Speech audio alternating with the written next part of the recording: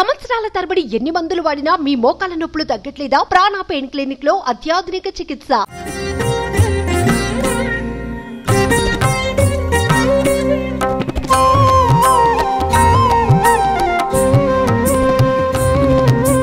ప్రస్తుతం మనం ఉన్నాం బాలాపూర్ గణేష్ మండపం దగ్గర. ఈసారి థీమ్ ఏంటో తెలుసా?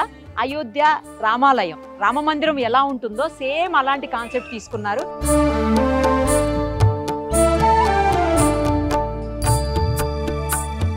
చాలా మంది చూసుండకపోవచ్చు, నేను ప్రత్యక్షంగా చూశాను అయోధ్యలో రామాలయాన్ని. కలర్ కూడా చూడండి, సేమ్ యాజ్ ఇట్ ఈజ్ గా ఈసారి బాలాపూర్ గణేష్ దర్శనం ఇస్తున్నారు. అలాగే లోపల బాలరాముడు, ఇంకా చాలా విశేషాలు ఉన్నాయి, అన్ని కూడా చూసేద్దాం. ఎప్పుడు కూడా మనకి బాలాపూర్ గణేష్ కంటే కూడా బాలాపూర్ లడ్డూకి ఎక్కువ ప్రియారిటీ ఉంటుంది. ఎందుకంటే ఇక్కడ ఈ లడ్డూనే అత్యంత విలువైన లడ్డూగా చాలా ఎక్కువ కాస్ట్ పెట్టి తీసుకుంటారు. ఎక్కువ మంది ఆక్షన్లో కూడా పార్టిసిపేట్ చేస్తూ ఉంటారు.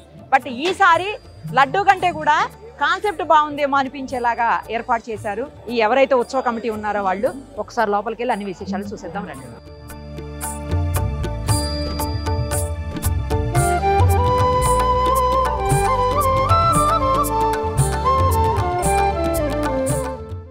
ఎక్కడైతే బాలరాముని పెట్టారో అక్కడికి వచ్చేసాం. అక్కడ చూడండి, ఏదో క్యాజువల్ గా పెట్టేయటం కాకుండా పూజలు కూడా చేస్తా ఉన్నారు. ఒక పంతులు గారిని పెట్టారు స్పెషల్ గా. గణేష్ ఉత్సవాలు జరిగేటువంటి నవరాత్రులు ఈ 10 రోజుల పాటు కూడా రోజుకి 30,000 మంది 40,000 మంది నార్మల్ డేస్ లో, సాటర్డే సండే అయితే 1,00,000 దాకా కూడా స్వామివారిని దర్శనం చేసుకుంటా ఉంటారు.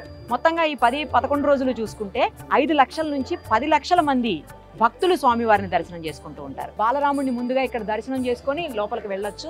సేమ్ యాజ్ ఇట్ ఈజ్ గా రెప్లికా అనొచ్చు. ఎందుకంటే అయోధ్యలో నేను ఇందాకే చెప్పాను కదా, అయోధ్య బాలరాముడిని నేను చూశాను అని. సో సేమ్ అలాగే పెట్టారు బాలరాముడి విగ్రహంతో. ఈసారి కాన్సెప్ట్ చాలా మంది తీసుకున్నారు. ఇది బాలాపూర్ వాళ్ళు కూడా తీసుకోవటం నిజంగా చాలా హ్యాపీగా ఉంది, చాలా సంతోషం విషయం అని చెప్పొచ్చు. లోపల అనేక విశేషాలు ఉన్నాయి, అవన్నీ కూడా చూసేద్దాం రండి.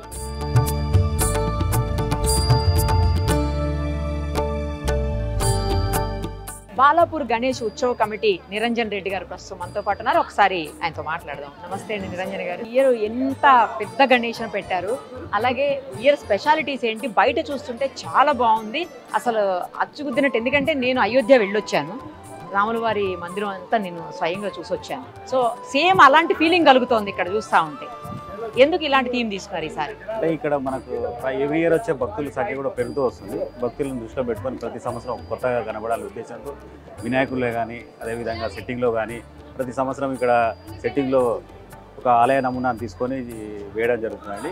గత సంవత్సరం చూస్తే విజయవాడ కనకదుర్గమ్మ వారి ఆలయ నమూనాను వేయడం జరిగింది. ఈ సంవత్సరము అంటే 1 ఇయర్లోనే ఇప్పుడు ఆ రామాలయం కొత్తగా ప్రారంభమైంది కాబట్టి ఈ ఆలయాన్ని వేస్తే బాగుంటున్న ఉద్దేశంతో ఇక అయోధ్యలో రామ మందిర నమూనాన్ని ఇక్కడ వేయడం జరిగిందండి. అయోధ్యకి వెళ్ళని వారు కూడా ఇక్కడ వచ్చి దర్శనం చేసుకోవచ్చు. సేమ్ అసలు బాలరాముడు ఎలా ఉన్నాడు అలాగే అనిపిస్తుంది ఇక్కడ చూస్తుంటే. సేమ్ ఇంచుమించు ఎలా ఉంటుందో అలా కాన్సెప్ట్ తోనే మా సుధాకర్ రెడ్డి డెకరేషన్ అంత ఆధ్వర్యంలో ఇక్కడ కలకత్తా నుంచి వర్కర్ రావడం జరిగింది. పట్టిందండి మొత్తం. ఇది ఒక వర్షాలు పడ్డాయి కాబట్టి కొద్దిగా లేట్ అయింది మేడం. 10 డేస్లో వర్క్ కంప్లీట్ అయింది. కానీ ఈ ప్రింట్ అవన్నీ చేయడానికి మాత్రం 1.5 month వరకు నుంచి వాళ్ళు వర్క్ చేస్తూనే ఉన్నారు. వాళ్ళంతా అంటే పెయింటింగ్, అంటే ఇది ఇక్కడ అంటే పెయింటింగ్ తో సహా వాళ్ళు ప్రింట్ చేయడానికి, డై చేసుకోవడానికి అంతా చేసి అక్కడ మొత్తం వర్క్ కంప్లీట్ చేసి ఇక్కడ ఫిట్ చేసింది. ఎంతమంది వర్కర్స్ పార్టిసిపేట్ చేశారు మొత్తం? ఫస్ట్ ఇక్కడ ఇది అల్వాలో సెట్టింగ్ రెడీ చేయడం జరిగింది. మేము కూడా వెళ్ళి చూడడం జరిగింది. ఒక 67 మెంబర్స్ వాళ్ళు, అంటే వాళ్ళ వర్కే ఇది, వాళ్ళ డెకరేషన్స్ అని సెట్టింగ్స్ వేయడానికి వీళ్ళు వర్క్ చేస్తూ ఉంటారు. ఈ మనం అయోధ్య వర్క్ అని చెప్పడంతో అది ఆ వర్క్ స్టార్ట్ చేయడం జరిగింది. ఓకే, దానికి ముందు అయోధ్య టెంపుల్ మొత్తం అంతా తరోగా చెక్ చేసుకున్నారా? ఎట్లా ఉంది? మా సెట్టింగ్ చేసిన సుధాకర్ రెడ్డి అక్కడ వెళ్ళేసి వచ్చాడు, అన్ని చూసుకొని వెళ్ళొచ్చారా అయోధ్యకి? అక్కడ చూసి అన్న తర్వాత ఎట్లుందనేది చూసి దాన్ని బట్టి ఇక్కడ డిజైన్ చేయడం జరిగింది. ఎప్పుడు చేస్తున్నారు మీరు ఈ మధ్యన? 16నా 17నా లేకపోతే 18నా? ఎట్లా? లేదండి, మా 1980 నుంచి ఇప్పటి వరకు 44 సంవత్సరాలు పూర్తి చేసుకోవడం జరిగింది. ఇది 45వ సంవత్సరం. 1980 నుంచి ఫస్ట్ ఇక్కడ వినాయకుడు బయలుదేరిన తర్వాతనే మిగతా సిటీలో కానీ అక్కడ వినాయకుడు సెంటిమెంట్ గా అందరూ ఫీల్ అవుతారు. అదే విధంగా దీన్ని ఆది వినాయకుడు కూడా అంటారు. అంటే అందరికి ఒక పెద్ద బాస్ లాగా. అంటే అనంత చతుర్దశి ఏ రోజు వస్తే ఆ రోజు వినాయక నిమజ్జనం చేస్తూ వచ్చామండి.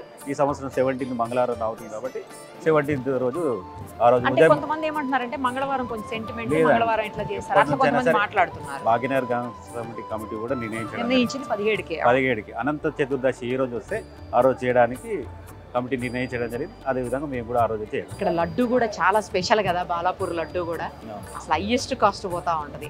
ఈ సంవత్సరం ఏమనుకుంటున్నారు, ఎంత రీచ్ అవ్వచ్చు అనుకుంటున్నారు, మీ ఎక్స్పెక్టేషన్స్ ఏమైనా ఉన్నాయా? ప్రపంచంలో మొట్టమొదటిసారిగా ఇక్కడ లడ్డు యాక్షన్ నిర్వహించడం జరిగింది 1994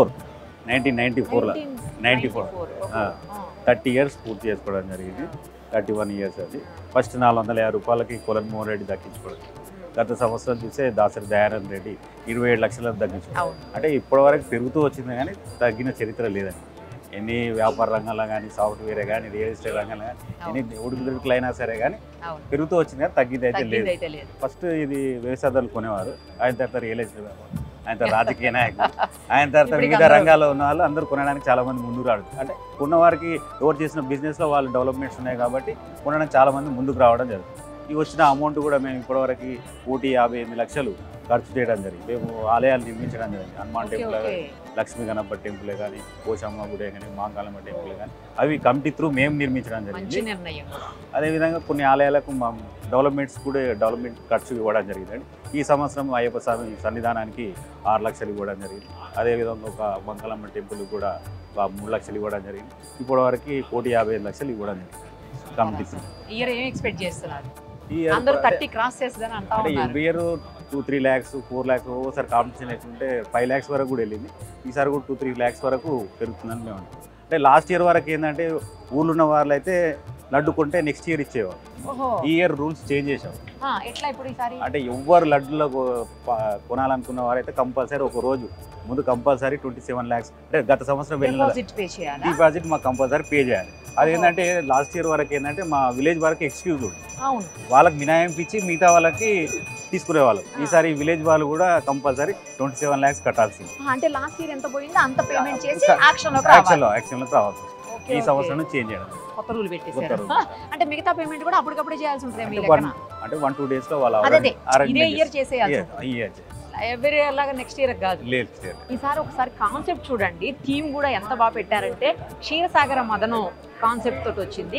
స్వామివారి ఐస్ అయితే క్లోజ్ అవుతున్నాయి, ఓపెన్ అవుతున్నాయి, ఎంత బాగా అనిపిస్తుందో. క్లోజ్ అవటం, ఓపెన్ అవటం.